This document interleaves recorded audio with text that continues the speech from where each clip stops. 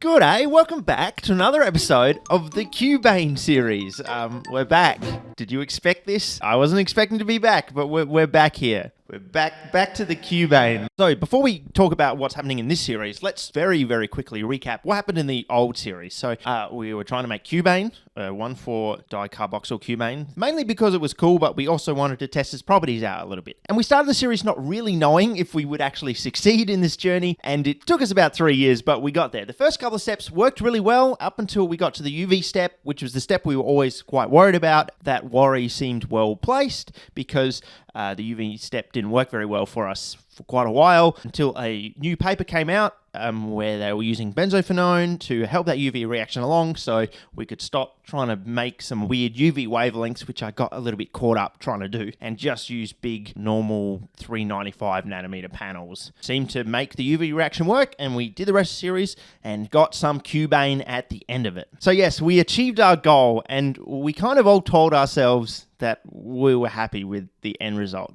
But really, there wasn't very much cubane. In fact, sweet fuck all, really. So we did make it, but it was more the any percent speed run than actually doing it well. And while we were trying to screw around with UV light sources, we did get shown up a little bit in the middle of the series by Chemiolus, and he did it really well. He did the whole thing in one video, which we'd been spending quite a while on, which was remarkable. Well, I thought it was remarkable. For Chemiolus, this was just a regular Tuesday, I think. But really, his video showed you the kind of limit of how good home chemistry could be if you are very skilled at it and have money to spend on equipment, have access to good chemicals, and have a really good dedicated space. It's kind of the limit of home chemistry in a way.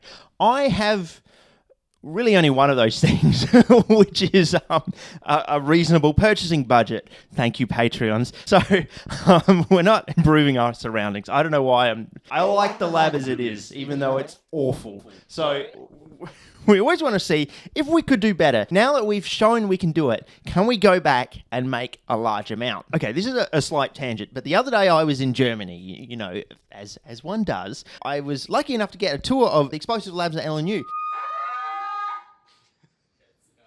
Copper acid complex.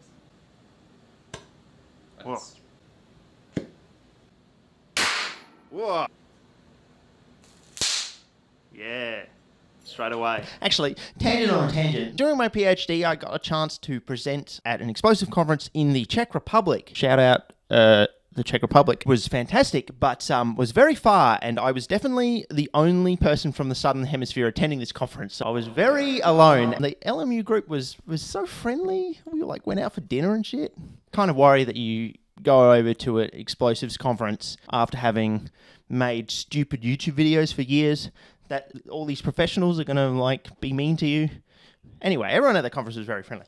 Andreas works with explosive cubane. It's the diiodo-cubane. Oh, yeah. This is called cuniane. Tri-substituted cubane. This one is tetra-substituted. Tetra-substituted. Oh, hell yeah. Not the most energetic one I have. Now you see it melting. Oh, yeah.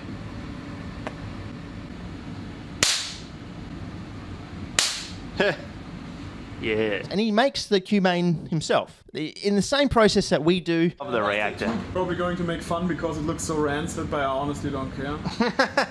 There's something fancy. It's like a 36 watt lamp for $70. And this is how it looks before it goes into the reactor. Yeah, nice. So it looks like those are remains from the cubane synthesis. After a few steps, I can still get 5 to 10 grams out of this. Their group can get consistently good yields over the whole process of 30 to 35% starting from cyclopentanone. Pretty good yields overall, right? While I was there, I talked to him about my plan for the cubane stuff. I really wanted to make explosive cubanes as well. And I said, well, I've made, 10, 20 milligrams or so. Prove that I've made it. So now I can go back and maybe buy some just from a commercial source. It might be a bit expensive. It has dropped in price a bit recently. Maybe if I just buy some, start making explosive cubanes from that starting point. And he agreed. He said, oh, that's a kind of a cool idea. That'll be all good. And I said, yeah, it'd be really great to get maybe say 100 grams or so and then, blow some stuff up or something like that. And it's probably only $500 a gram or something like that. And he stopped me and he said, if it's $500 a gram, that's $50,000 you have to spend to get 100 grams. And you know what? It hadn't actually occurred to me. I mean, it's probably cheaper in bulk, but it's still going to be in excess of $10,000 maybe. And I'm not going to spend that much money to blow it up. Let's make a fuck ton of cubane. What's holding us back from making at least 100 grams of cubane? I can answer that question. There are several things.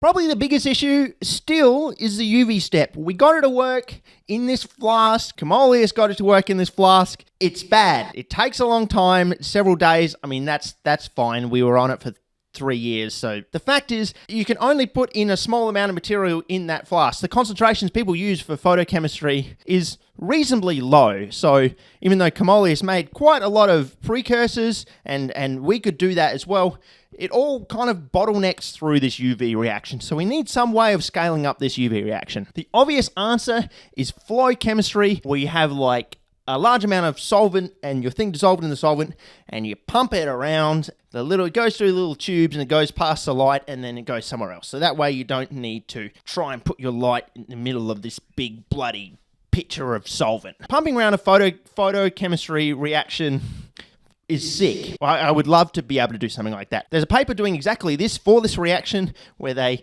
dissolve it up in methanol and then pump the methanol around past the lamp and it does the UV step. But even these people use 900 mils of methanol and 35 grams of material. So if we wanted to do, say, 100 grams of just this step, that's 3 liters of methanol. How do I pump around 3 liters of methanol in this shed without dying? That's an issue.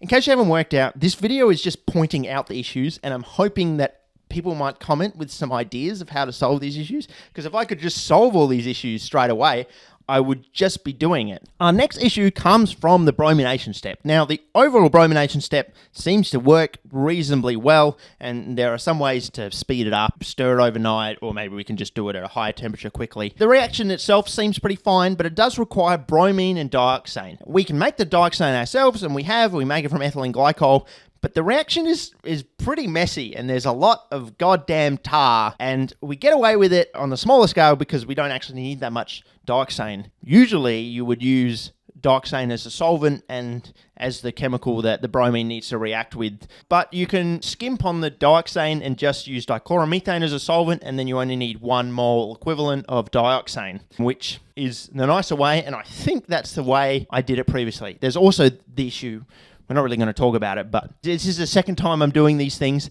but also I did these things 3 years ago. I can't even remember what I had for dinner this morning, you know what I mean? But yes, if we start needing large amounts of dioxane, we either need to run this ethylene glycol reaction nonsense multiple times, which sucks, but maybe there's some way of scaling this ethylene glycol reaction that doesn't just generate tar. Why is it so bad? We'll try and solve that one too.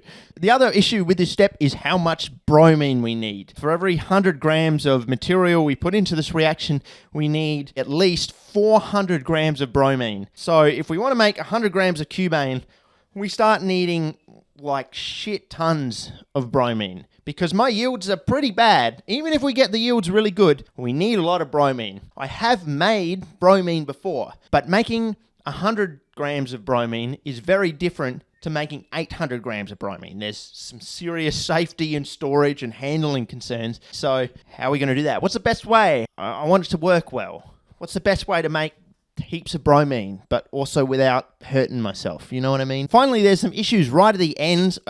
We kind of didn't have a lot of material to work with, but all of our purification and workup of this awful tar near the end was pretty bad. So we're going to have to do that better. It's tempting to suggest doing, say, a short path distillation of the dimethyl cubane because it's got a reasonable vapor pressure, but there are some notes that it can explode if the temperature goes too high. I don't have great control over my temperature, so we probably, once again, still don't want to do an actual distillation of the final product, but also condensing it on a cold finger probably isn't scalable to hundreds of grams of material. So will this finally be the year I get around to doing column chromatography at home?